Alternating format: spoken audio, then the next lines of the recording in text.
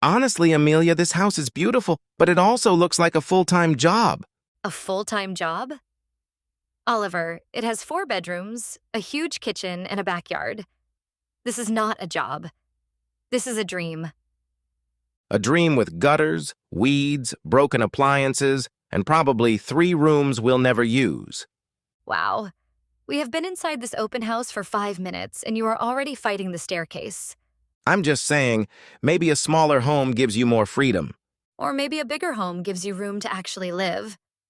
Small space living versus big house living. Which one feels more free? Welcome to Versus Mode on English Channel. We compare daily life to make English simple and fun. Real life meets real learning. Compare, learn, speak. Let's dive in.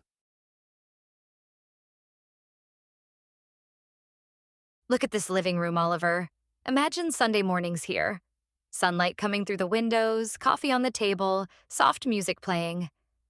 And me vacuuming this enormous rug for 40 minutes. You really know how to ruin a beautiful moment. I'm not ruining it. I'm being realistic. A big house looks amazing during an open house. Everything is clean, staged, and perfect.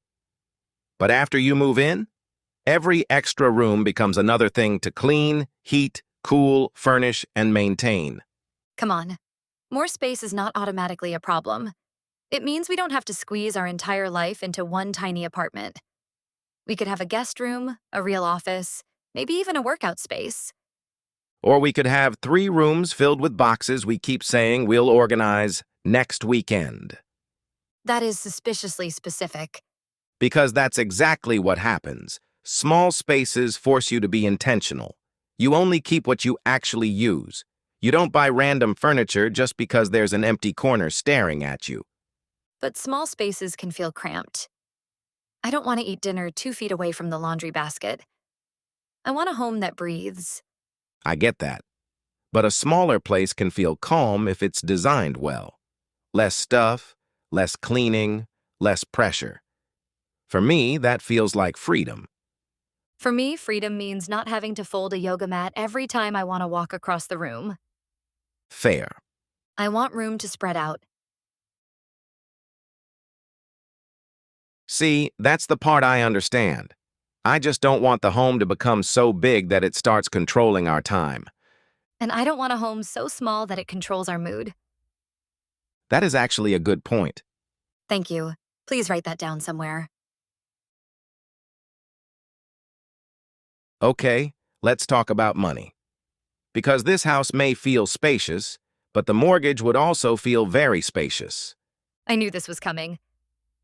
It has to come.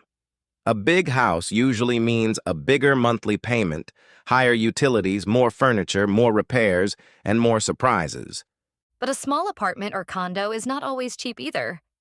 In the city, you can pay a fortune for a tiny space just because the location is convenient. True. But at least with a smaller place, the lifestyle is usually more manageable. If something breaks, it's one thing. In a big house, there's always something waiting to go wrong. You sound like you're afraid of owning a ladder.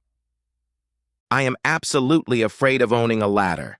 Nothing good happens after someone says, "I'll just climb up and check the roof." Okay, that made me laugh. And think about weekends. People imagine big houses as relaxing, but then Saturday becomes lawn care, garage cleaning, fixing the fence, organizing the basement. You are describing responsibility like it's a horror movie. Sometimes it is. A smaller home gives you your time back. You can go out, travel, take a walk, meet friends, or just rest without feeling guilty about the yard. But a big house can also give you long-term stability. You can grow into it. You can host family. You can build memories in a place that feels permanent. Permanent is nice, but permanent can also feel heavy. Not if you choose it for the right reasons. That's the key. I don't want us to buy more house than we actually need just because it looks impressive. I agree with that. A big house should support your life, not become a trophy. Exactly.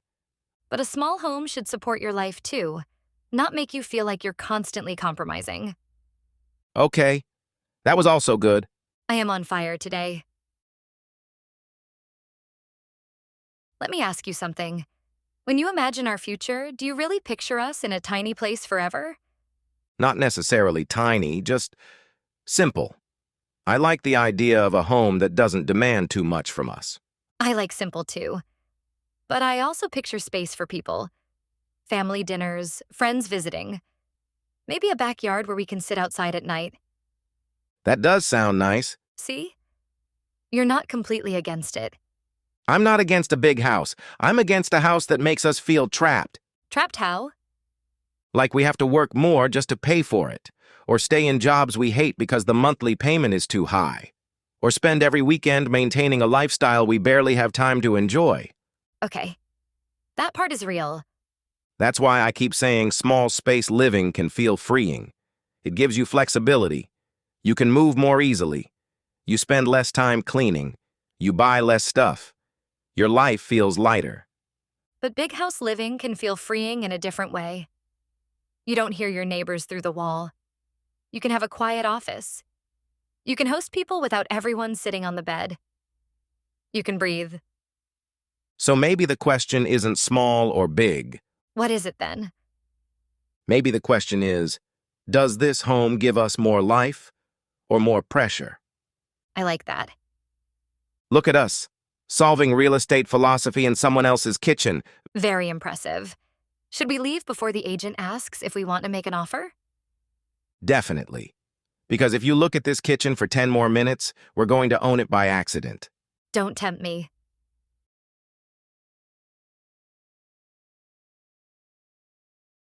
So, what about you?